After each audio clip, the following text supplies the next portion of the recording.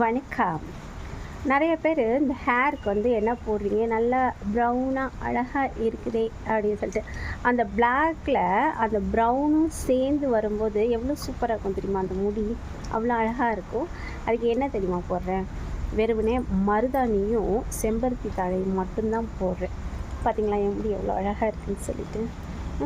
அதனால் பிளாக் டைலாம் யாருமே யூஸ் பண்ணாதீங்க. செம்பருத்தி தழை, அதுக்கப்புறமாட்டிக்கு மருதாணி அந்த மாதிரி வந்து யூஸ் பண்ண ஆரம்பிங்க. பிளாக் டை யூஸ் பண்ணிங்கன்னு நினச்சிக்கோங்க, முடி ஃபுல்லாகவே 1-2 இருக்கிற முடி கூட அதை யூஸ் பண்ணோன்னே எல்லாமே வந்து ஒயிட் ஆகிடும்.